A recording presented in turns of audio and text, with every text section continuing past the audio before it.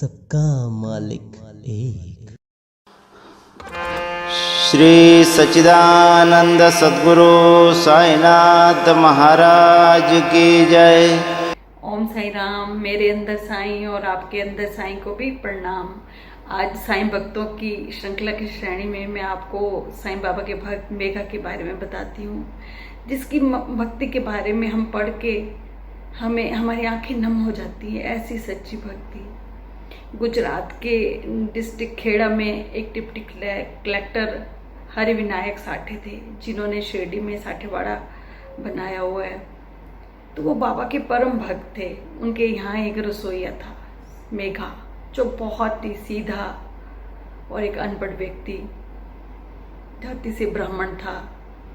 तो शिव जी की बहुत पूजा करता। उसके मुंह पे हमेशा ओम नमो शिवाय का जाप चलता। उसकी भक्ति को देखकर साठे जी ने एक बार सोचा कि ये शिव जी का भक्त है और बाबा भी तो शिव का अवतार है, क्यों ना इसे बाबा की सेवा के लिए भेजा जाए।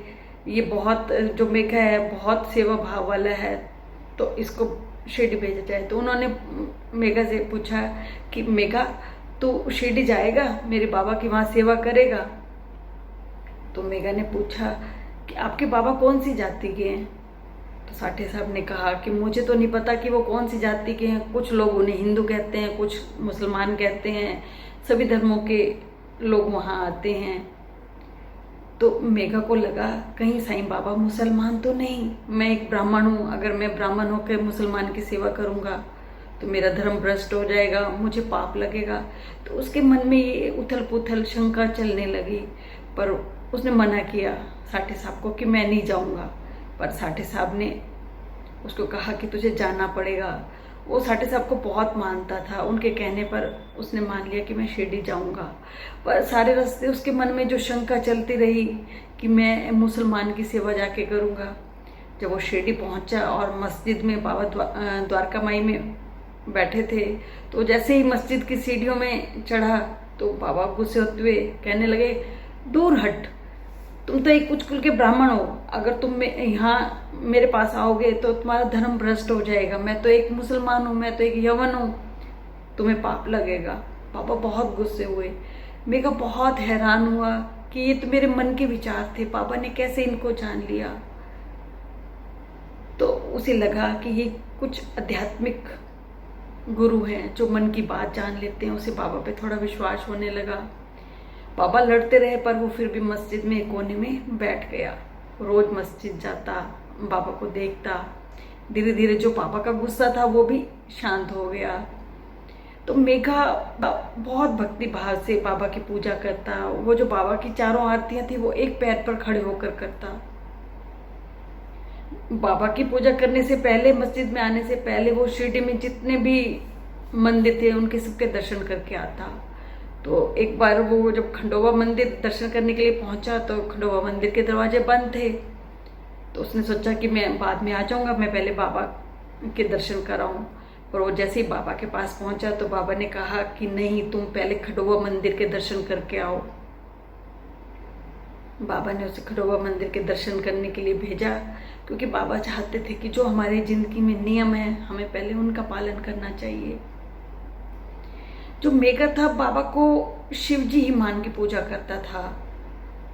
वो बाबा के लिए बेलपत्र लाता, कितनी दूर जाके, कितने मीलों दूर जाके बेलपत्र लाता, फिर बाबा के फोटो पे उसको चढ़ाता। बाबा उसकी भक्ति को भी देखकर बहुत खुश होते थे। तो एक बार मकर संक्रांति थी तो मेघा के मन में आया कि आज तो मेरे शिव जी का दिन है, भोले बाबा का दिन है, मेरे भोले बाबा तो साईं है, क्यों ना मैं बाबा को मकर संक्रांति वाले दिन गंगा जल से स्नान करवाऊं। तो इसके लिए उसने गोदावरी कोपर गांव में जो गोदावरी नदी थी वहां इतनी 8 मील दूर चल के वो पानी लेने गया और गागर में पानी लेके आया और बाबा को कहा कि बाबा मैं आज आपको नहलाऊंगा। बाबा ने मना करते रहे। बाबा कहने लगे, नहीं नहीं मेघा, मैं नहीं नहाऊंगा। बाबा हट करने लगे कि मैं नहीं नहाऊंगा। पर मेघा कहने लगा, नहीं बाबा मैं तो आज आपको नहलाऊंगा। बाबा कहने लगे, अरे मेघा क्या जरूरत है इन चीजों की, मैं तो एक फकीर हूं, मुझे क्या जरूरत है गंगा जल से नहलाने की। मेघा ने कहा, नहीं बाबा, आप तो मेरे भोले बाबा हो, आज के दिन तो मैं आपको गंगा जल से नहलाऊंगा।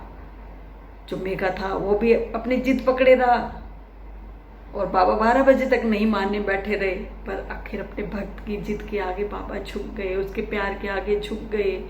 मेघा की भक्ति ऐसी थी कि बाबा उससे लाड करते। अगर कोई और भक्त होता मेघा की जगह तो बाबा पता है कब का उसको डांट के भगा देते, पर मेघा की भक्ति के आगे बाबा झुक गए। कहने लगे, अच्छा चल मेघा, ठीक है, ना तेरी रहेगी ना मेरी, मैं तू मेरे ऊपर ना सिर्फ 2-4 बूंदे पानी की डाल देना मेरे सिर पर, बाकी मेरे शरीर को गीला मत करना।